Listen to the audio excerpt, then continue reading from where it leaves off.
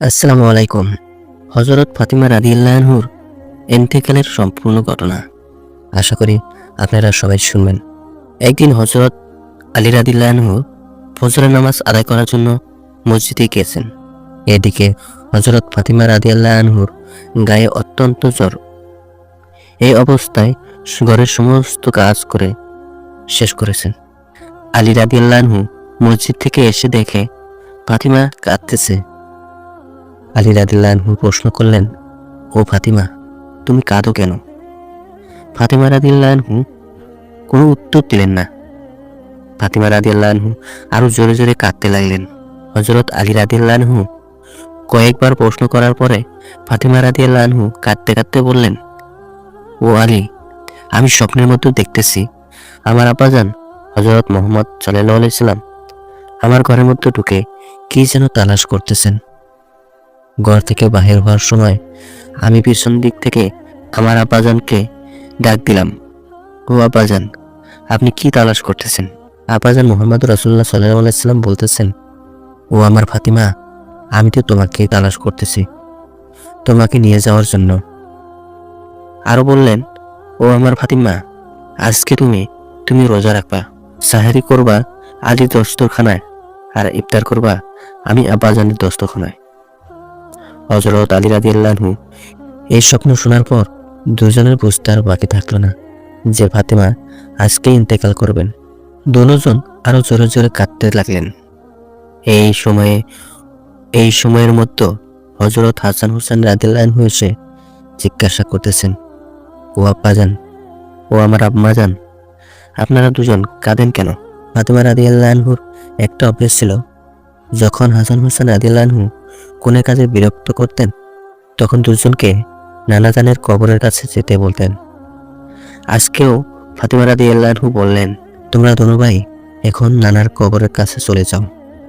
কবরের নিকট যাওয়ার সাথে সাথে কবর থেকে আওয়াজ আসলো, ও আমার আদরের নাতিরা, এই মুহূর্তে তোমরা আমার কাছে কেন এসেছো? আমার কাছে তো সবসময় আসতে পারবা। এখন যাও, যে মায়ের চেহারার দিকে তাকিয়ে থাকো। আজকের পরে তোমাদের মাকে আর কোনোদিন দেখতে পাবা না। এই কথা শোনার পর দুও ভাই কাঁদতেছে আর দৌড়ে দৌড়ে আম্মার নিকট চলে গেলেন। যে আম্মাকে বললেন যে, তোমরা দুজনের কেন কাঁদতেছো বুঝেছি। নানাজান আমাদেরকে বলে দিয়েছেন আজকের দিনটা তোমার জন্য শেষ দিন। নানাজান তোমার চেহারার দিকে তাকিয়ে থাকার জন্য আমাদেরকে বলেছেন। বিকেলের দিকে হযরত ফাতিমা রাদিয়াল্লাহু আনহুর শরীর বেশি খারাপ হলো। তাকে বিছানাতে শোয়ানো হলো। ফাতিমা রাদিয়াল্লাহু আনহুর মৃত্যুর পূর্বক্ষণে আলী রাদিয়াল্লাহু আনহুকে 3টি কথা বললেন। 1 নম্বর, ও আলী, যেদিন থেকে আমি আপনার ঘরে এসেছি ওই দিন থেকে নিয়ে আজ পর্যন্ত আপনাকে আমি অনেক কষ্ট দিয়েছি। আলী, আপনি যদি আমাকে ক্ষমা না করেন তাহলে কিয়ামতের ময়দানে আমি সন্তানের কারণে আমার আব্বাজান অনেক লজ্জিত হবেন। বলেন আপনি আমাকে ক্ষমা করলেন কিনা? আলী রাদিয়াল্লাহু আনহু বললেন, ও ফাতিমা, তুমি এসব কি বলতেছো? আমি আলী তো তোমার যোগ্য ছিলাম না। তোমার আব্বাজান দয়া করে মেহেরবানি করে তোমাকে আমার কাছে বিয়ে দিয়েছেন। বিয়ের দিন থেকে নিয়ে আজ পর্যন্ত আমি আলী তোমাকে কোনোদিন ঠিক মতো দুবেলা খানা খাওয়াতে পারিনি। ও ফাতিমা, তুমি বলো আমাকে ক্ষমা করছো কিনা? তুমি যদি আমাকে ক্ষমা না করো তাহলে আমাকে ওই কিয়ামতের দিন কঠোর শাস্তি ভোগ করতে হবে। 2 নম্বর, ও আলী, আপনার সাথে আমার দ্বিতীয় কথা হলো, আমি মারা যাওয়ার পরে আপনি বিয়ে করে নেবেন দুনিয়ার যে কোনো মহিলাকে আপনার পছন্দ মতে। আপনাকে আমি অনুমতি দিলাম। আর আমার বাচ্চা দুটাকে সপ্তাহে একদিন আপনার কোলের মধ্যে করে নিয়ে ঘুমাবেন।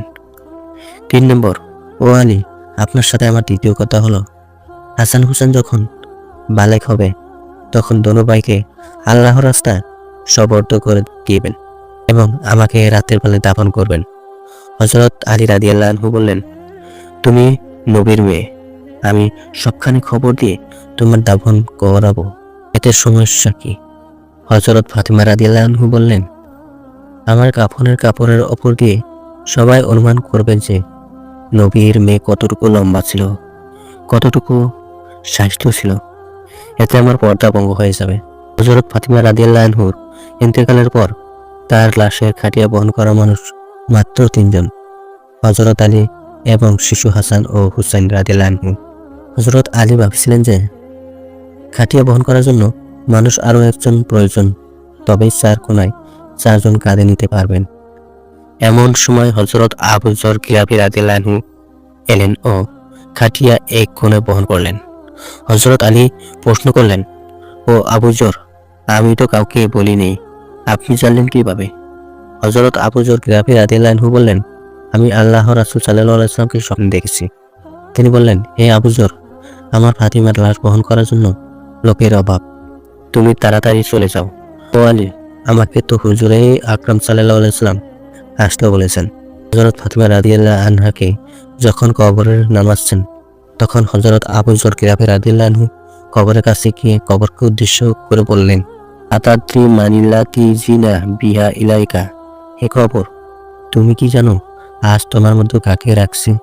আজিহি সাইয়াদাতু নিসাই আহল জান্নাতি ফাতিমাতা রাদিয়াল্লাহু আনহা। এটা জান্নাতের সকল মহিলাদের সর্দার ফাতিমা রাদিয়াল্লাহু আনহু। কবর থেকে কোনো আওয়াজ নেই। তারপর বললেন, আজিহি উম্মুল হাসনাইন রাদিয়াল্লাহু আনহু, এটা হযরত হাসান হুসাইনের আম্মা। এবারও কবর থেকে কোনো আওয়াজ নেই। 3 নম্বর, আজিহি জাওয়াজাতু আলিন রামাল্লাহু ওয়াজহা, এটা হযরত আলী রাদিয়াল্লাহু আনহুর স্ত্রী। এবারও কবর থেকে কোনো আওয়াজ নেই। তারপর বললেন, হাজিহি বিনতু রাসূলুল্লাহ সাল্লাল্লাহু আলাইহি ওয়াসাল্লাম, এটা তো জাহানের বাদশাহর মেয়ে। খবরদার কবর, বেয়াদবি করবি না। আল্লাহ তাআলা কবরের জবান খুলে দিলেন। কবর বলল, আনা বাইতুজ জুলমাতি, আমি অন্ধকার কবর। আনা বাইতুল দুতাতি, আমি সাপ বিচ্ছুর কবর। আনা বাইতুন নুফরাতি, আমি এমন একটি ঘর যার মতো কোনো বংশ পরিচয় কাজ হয় না। আমি দোজাহানের বাদশাহর মেয়ে ফাতিমাকে চিনি না, হযরত আলীর স্ত্রীকে চিনি না, হাসান হুসেনের আম্মাজানকে চিনি না, জান্নাতের মহিলাদের সর্দানিকেও চিনি না।